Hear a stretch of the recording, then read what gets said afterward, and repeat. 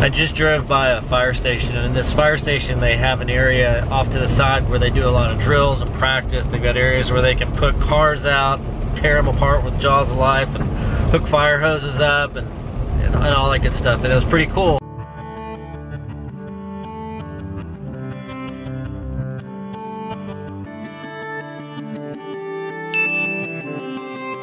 It's raining. It's a miserable, miserable day. No, it's not that miserable. It's 70 degrees outside. But it's raining, and it reminded me of a story I heard once about Tiger Woods and how the rain days and the really, really windy days were the days that he absolutely, positively never missed practice. Because when are you going to get a chance to practice in the rain? When are you going to get a chance to practice in the howling wind? But those are the times when you really need to be on your game. You never know when you're going to be at the 4th round of a major championship and the rain's going to start pouring down or the winds are going to whip up, and you have to be ready for that. I thought it was really cool that I see firefighters out here training in the rain, and there's definitely a parallel for that in business. We're going to talk about it today. Josie got a flat tire today, so I have to make a quick pit stop on the way to my appointment, and hopefully they can patch it.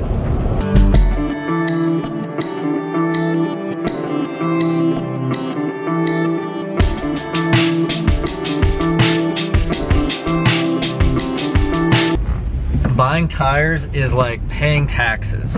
Like, neither one of them is any fun, and you don't see the benefit of what you're getting out of it. It's just one of those things you have to do. I know it's safety but tires are expensive.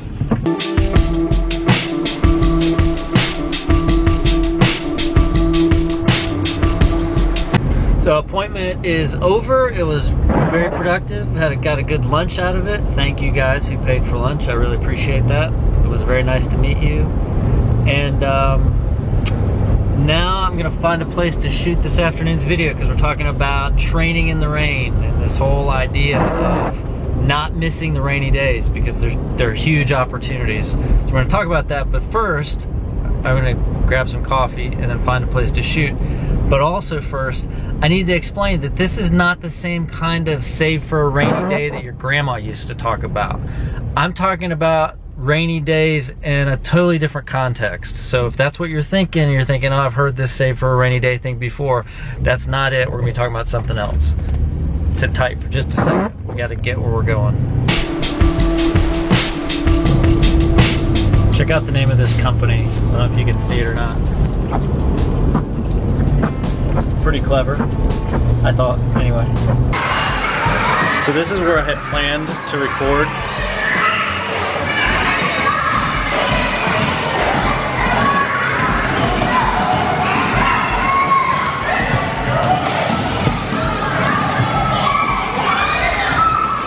So clearly that's not gonna work. I have to find somewhere else. All right, so back in the truck. I got a little bit of work done, but it's time to go home anyway, so we'll just finish this up at the office when I get back. But I did want to take just a second to explain that difference between the rainy days you might have heard of in the past and the kind of rainy days I'm talking about. I'm talking about rainy days where the conditions change and it's completely out of your control. It could be, you know, blizzard hits your supply chain if you're UPS or FedEx. It could be a key employee quits right in the middle of your season. It could be your power goes out, your internet goes down, things that you can't control. Now, these are different from fire drills, because fire drills are you manipulating circumstances. Fire drills are you manipulating your environment. You can change the conditions at will. So if a fire drill gets too intense, you can just turn down the heat a little bit and change the circumstances of the fire drill, let people have a pass here or there. But rainy days are not the same. Rainy days are completely out of your control, where the conditions are just such that you can respond to them or not. And most people will give you a pass on not responding to them. They'll let you stay in bed on a rainy day. They'll let you miss practice on a rainy day. And that's what, that choice to either practice on the rainy day or engage and train and try to get better so you can respond on game day, is what separates you from everybody else. So there's two types of rainy days that we're talking about. There are the practice days and there are the game days. Now, if you don't show up for the practice days, when a game day finally does come your way, you're not gonna be ready for it. And that's the whole point here. The practice days are those days when you can stay in bed and everybody will give you a pass, or they're the days when you can get up and you can get out there on the driving range and you can hit balls in the pouring rain or the driving wind, so that when the game day happens, when the tournament is on the line, you're ready for it. So understand that rainy days come in two flavors. There's practice days and game days. And when you hear a lot of excuses on game day, it's usually because the person didn't put in the practice days.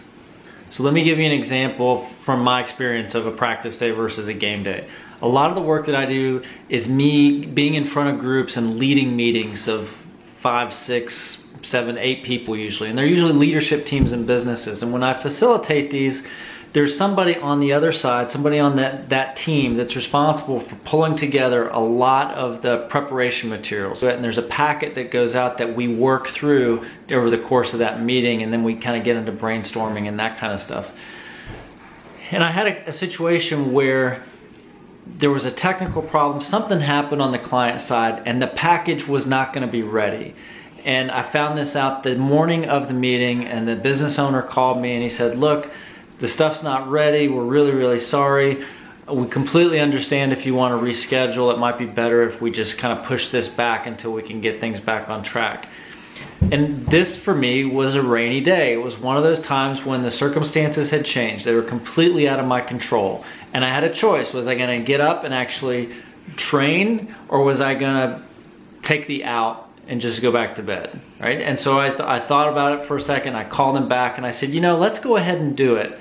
If it's okay with you, I would really like to do this without the prep materials. I haven't done it before, but I think we should go ahead and do it. And so we worked our way through. I basically went old school with a flip chart and a whiteboard. I had all the stuff, I knew what we were gonna be talking about. I kind of had this stuff in front of me and on my laptop, and I was able to kind of freehand a lot of the graphs and pictorial parts of the message that we have been depending on, like keynote slides and fancy Excel sheets and charts to do. I just kind of drew them out, and it worked really, really well. Well, it wasn't 6 months after that that I showed up for a meeting and the person who was supposed to bring everything just completely dropped the ball. Like, forgot that most of what they're supposed to bring, they just completely forgot about it. And this was game day. There was no out here. I had a very demanding client and they just expected me to perform no matter what. And I went back to that same experience I'd had about 6 months earlier, where I had to freehand everything and kind of think on my feet and pull out of a 20 or 30 page packet, just pull out the half dozen or so images that really communicated the points and communicate them to the people in real time. And I was able to pull it off. But there's not a doubt in my mind that if I had skipped the practice day 6 months earlier, there's no way I would have been able to perform when game day showed up. So what does a rainy practice day look like for you? What is that thing that when the conditions change, 90% of your customers are gonna give you a free pass and let you push the order off, let you push the ship day out, let you change the schedule or deliver a different product? Figure out what that rainy day looks like. Come up with 3 or 4 different scenarios. And the next time one shows up, maybe you should go ahead and take the opportunity to tell the customer, no, we're gonna go ahead and deliver this time. Because even though 90% of your customers will give you a pass, there's 10% that won't. And when conditions change around those 10%, you want to be able to deliver. You want to be able to show up on game day and actually win. I'll see you guys tomorrow.